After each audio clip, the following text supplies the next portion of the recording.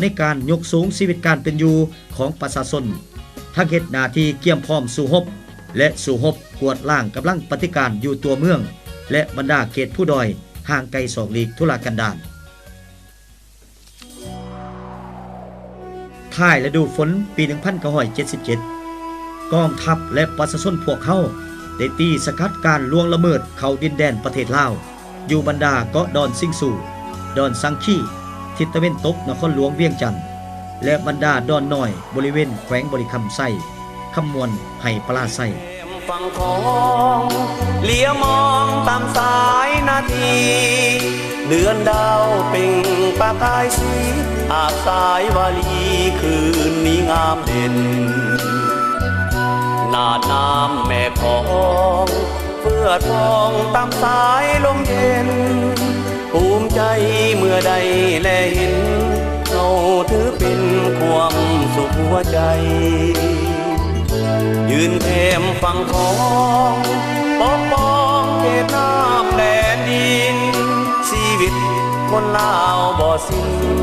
คืนแผ่นดินนี้ยังบ่หายเพื่อปีตุกปูที่แสนหักได้อยู่เย็นสุขสันต์เพื่อแม่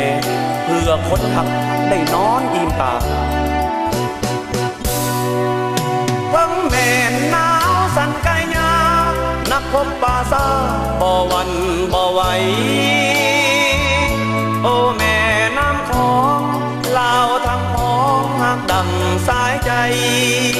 น้ำของนับวันเย็นใสลองไหลไปตามแสงสว่างหากภูมิผีมารลวงล้ำหน้าน้ำแม่ของพวกมันต้องถือกระแสฟองแม่น้ำของทางลงลีพีเดือนตุลาปี 1978 กองทัพเฮาได้ดำเนินการกวดล้างกองปุ่นกลุ่มสุดท้ายอยู่บริเวณผู้เบียเพื่อนำเอาความสงบสุขมาสู่ประชาชนลาวบรรดาเผ่าเดือนมิถุนายนปี 1984 พวกปฏิการขัวจัดไทยได้ระดมกำลังกองพลทหารมาที่1เคลื่อนทัพที่เอิ้นว่าพี่ไส้ดาบหักข้ามชายแดนเข้าเบียดยึดบ้านใหม่บ้านกลางบ้านสว่างเมืองปากไร่เมืองทงมีไส้แขวงสยามบุรีบันหบตีขับไล่ศัตรูออกจาก3หมู่บ้านในครั้งนั้นพวกเขาได้ระดมกำลังท้องถิ่นทหารลาดกองร้อนมีทั้งเศร้านุ่มแม่ยิ่งสมทบกับประชาชนท้องถิ่นนับหลายพันคนออกสนามรบลำเลียงขนส่งอาวุธยุทโธปกรณ์เสบียงอาหารหับใส่แนวหน้าได้ทันเวลาและได้หับใส่สนะ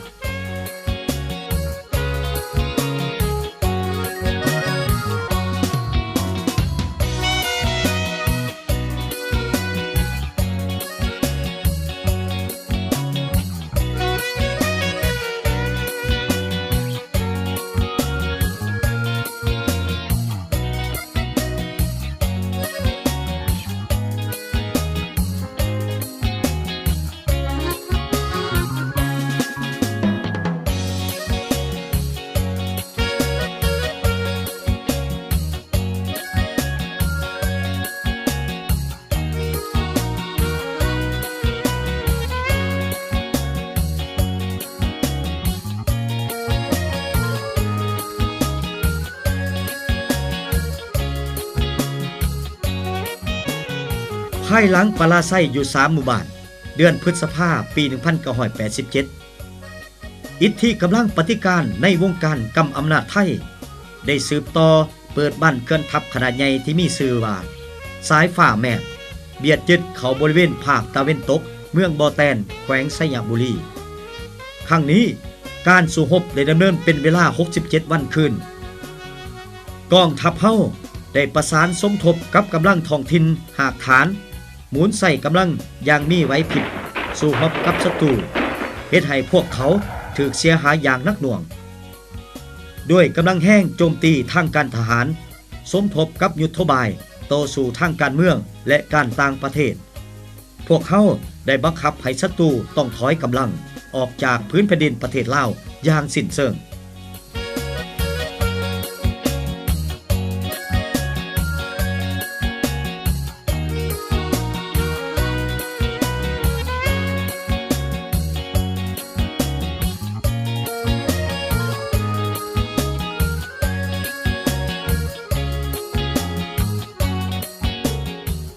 ในซุ้มปี 1987 หาปี 1988 ไปพร้อมกับขบวนการปกปักรักษาประเทศชาติของกองทัพประชาชนลาวเขตภาคเหนือ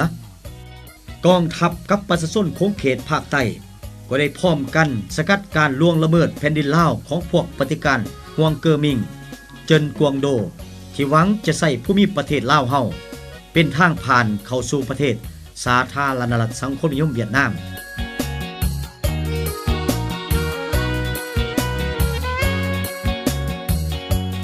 มาในเดือนสิงหาปี 2000 กำลังท้องถิ่นเมืองพลทองแขวงจำปาสักได้สกัดกั้นกำลังปฏิการลาวพัดถิ่นที่ล่วงละเมิดบุกเบียดยึดเข้าด่านชายแดนซองเมกว่างเต่าเมืองพลทองแขวงจำปาสัก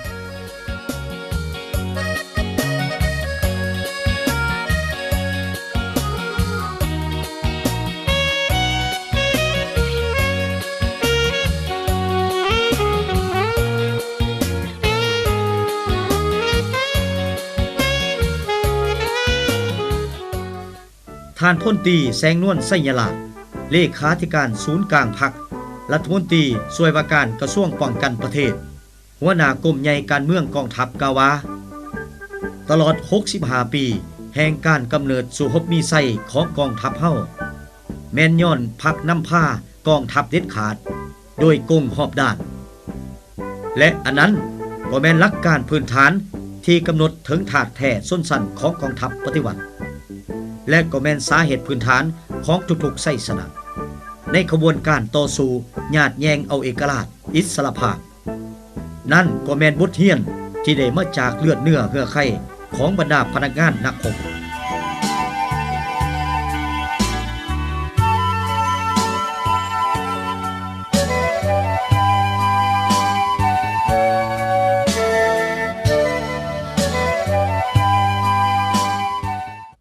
ในตลอดแห่งการเติบใหญ่สู่ฮบมีไส้ของกองทัพประชาชนลาวซึ่งในปัจจุบันนี้พวกได้รับการหมุนใส่เข้าในภารกิจก่อสร้างกองทัพมีแบบแผนทันสมัยของพรรคเฮาปัจจุบันระบบการจัดตั้งของพรรคในกองทัพประชาชนลาว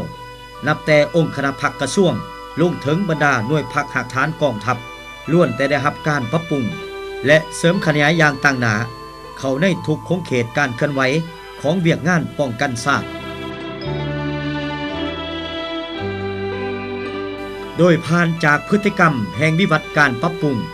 ก่อสร้างกำลังประกอบอาวุธได้พิสูจน์เห็นว่าบทบาทอันใหญ่หลวงและมีชีวิตชีวาของเวียกงานพรรคเวียกงานการเมืองในกองทัพได้กลายเป็นพื้นฐานการเมืองแนวคิดของทันแถวพนักงานนักรบกองทัพประชาชนลาว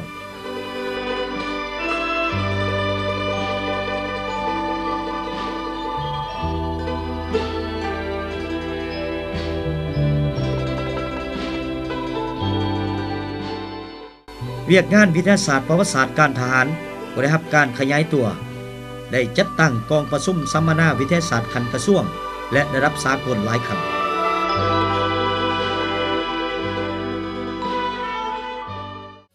อยู่บรรดาแขนงเทคนิคการทหารกรมกองทหาร